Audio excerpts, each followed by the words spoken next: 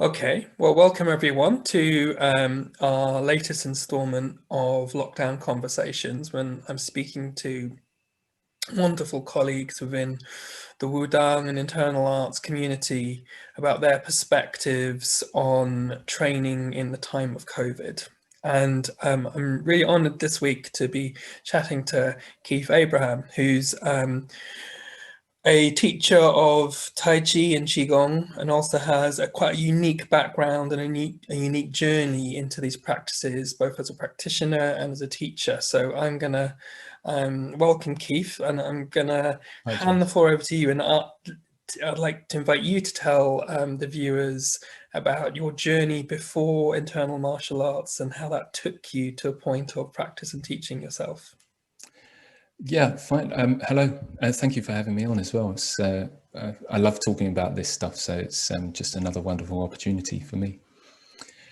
So I suppose starting at the very beginning would mean me introducing myself as a combat veteran.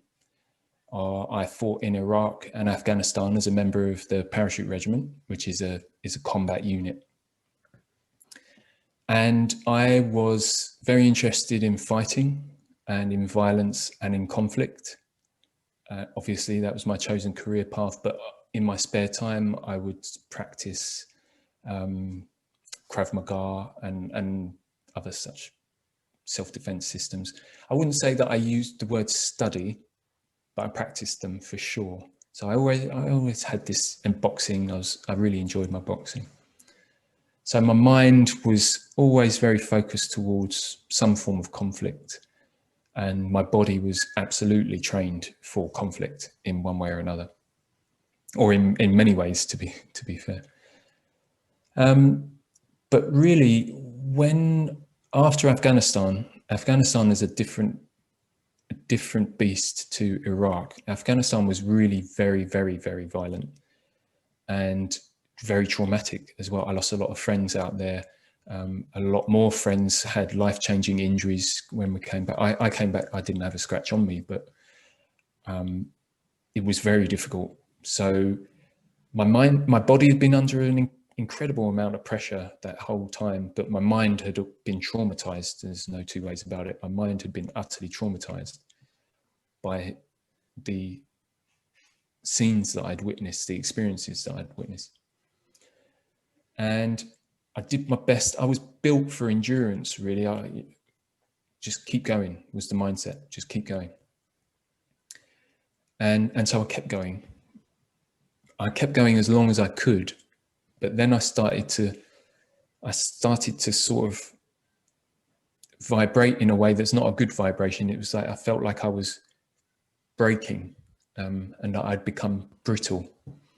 And this sort of inner shaking was going some way to make me fall apart. That's what it felt like, and on a physical sense. But my mind was also really running fast. You know, I think a lot of people can understand like a frantic mind. It was frantic. And endurance had taken me several years. You know, I left the military in 2012. Afghanistan was 2008. And so I'd managed to survive, I put it that way, a good few years. But when I left the military, I realized that I wasn't functioning or behaving in a way that was reasonable. It wasn't even conducive to health. It just wasn't reasonable anymore. And so colleagues of mine in my new job, I worked for JP Morgan. A colleague of mine said, listen, you look like you're struggling a little bit. I did a Tai Chi class last week, and I know you like your martial arts and your fighting, but I felt really calm afterwards, and I felt like I'd worked hard, and maybe you could give that a go. And my initial response was real resistance to Tai Chi, because I already knew, you know, you have this imagination, this image of Tai Chi and old women moving really slowly and all of this nonsense. That was what was in my head. So I resisted and laughed it off, really. But then something was whispering, you know, I think I'd reached a point where I was so hopeless with what I could maybe go and do something about healing myself, because pharmaceuticals weren't working, talking therapies weren't working. I didn't go to a Tai Chi class first. I looked on YouTube and I found a 4-hour Tai Chi class, which I had no intention of like completing 4 hours in one evening. But I started, and it was Tai Chi 24. And so just basic horse stance, pressing through into bow stance, roll back, pivot, adding in the hands. And before I knew it, he was saying, thank you very much for joining this class. I hope you found, so that's 4 hours I did in this one midweek after work one night. And I just thought, something's important. This is important. Something important has happened to me tonight, because I felt calm, but I felt like I was tired. I was really tired, but I felt calm and tired. And that was like alien to me, that experience, very alien, but it was very pleasant because, one, I hadn't thought about Afghan for 4 hours straight. I hadn't thought about anything for 4 hours other than just making sure my horse stance was correct and that my bow stance was applied correctly. That's all I was worried about, which was a gift. You know, we're talking about mindfulness now, I suppose. And so just as you said, so would that mean that outside of that 4-hour Tai Chi flow bubble that you were in, where you had that timelessness and that absorption, that ordinarily at this time in your life, you'd be thinking about Afghanistan quite a lot? And would the term post-traumatic stress be relevant to your experiences at that point? Probably would be, to be honest. Yeah. I've never been diagnosed, I'll say that much. And there was that term around, but to be honest, if you look at it objectively, I'd been in an intensely traumatic experience and I was struggling. So it probably was post-traumatic stress. So that time was ever present in your mind continually. And this 4 hours of an online YouTube Tai Chi class took you away from that and gave you some reprieve from that. Right. Wonderful. It was wonderful. So I did it again the next day as well. And I did it every day for maybe about 2 or 3 weeks. And then I found a class and I thought, you know what, I'm ready. I'm ready to actually, because that's a very vulnerable thing for me as well. As a veteran, like a big, tough combat veteran, trying to go to a class is an entirely different thing. Privacy of my own home on YouTube, that vulnerability level is fine. Going to a class and turning up and allowing that vulnerability to be expressed in front of other people, that's something else entirely for me at that point. But I loved it. I had a great teacher. He was a great teacher. Dan Wexler, his name was. Wonderful teacher. Very patient, very knowledgeable. And before long, it wasn't long, maybe a couple of months I was doing that each week. Before long, I booked a flight to China. I Googled study Tai Chi full time in China, and a teacher popped up on screen, and I messaged him, and he said, "I'd love to have you. You can come and stay with me, and I'll teach you." And that was in Yangzhou, in Guilin province. Master Wang Jiping. He's also a lovely man. But I realized that it was so important, I did something a bit drastic. I actually handed in my notice from my work at JP Morgan.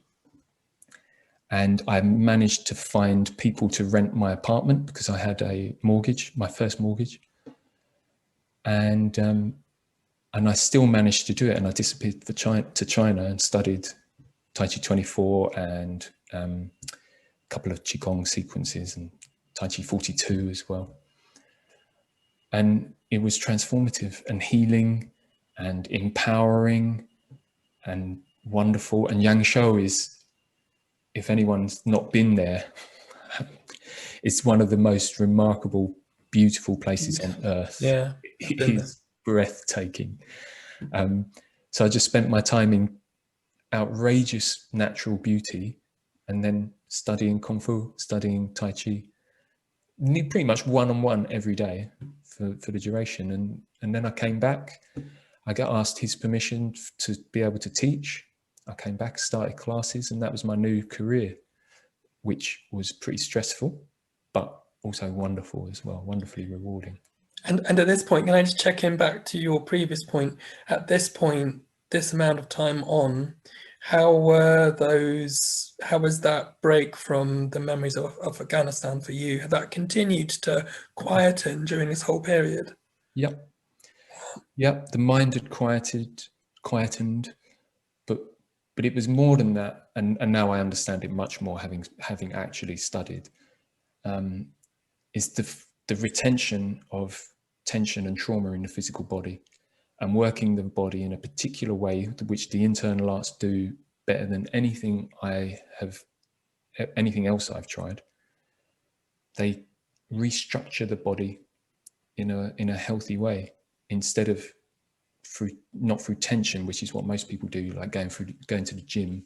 If you lift weights and you use isolated muscle groups, you only introduce more tension into your body. So if you're anxious and tense, it's the last thing you should be doing, in my professional opinion. You are adding more tension into your body, whereas the internal arts structure the body differently. We can discuss that later, but I found that was very, very insightful, to be able to heal my body. Well, I often ask people about a diary of their mind and body on the journey from from a novice encounter with taiji up to the point of becoming a teacher. So for you, there's that added flavor of a combat veteran's body, a combat veteran's mind at the beginning of this. Were there other kind of highs and lows in the transformation of your body and your mind to the point of you've come back from Guilin and you're ready to teach? From Afghanistan to then, were there other points where there were real shifts in your experience in your body? Yeah, the hip opening exercises for the body, transformative that was. But really, it's quite a simple answer. It's really just dedication and focus. I had, at the sacrifice of nearly everything else, I decided that it was so important to me that I just went and studied full time. So I had 8-9 hours a day. The only thing I was focused on was my practice. I mean, Afghanistan just felt so far away so quickly that, and it had been following me around every day up until that point. And then all of a sudden, when I was practicing, there was no Afghanistan. And if there was, I was seeing beauty in it and value in it. And that's where the real transformation comes in, not in denying our experiences, but it's recognizing that they're all valuable, and it all has value. If it's trauma, whatever you want to label it as, everything has value. You just got to put yourself into a position where you can see that. And then you're off, you're way down the path if you can accept that, because then you've got this sensation of this practice of gratitude for your traumatic experiences. And once you can be grateful for the trauma, you no longer label it as trauma. So then you're free of trauma. You've healed yourself of trauma. So it's, I hope I didn't make too many leaps there in the... That was amazing. That's amazing. Yeah. That's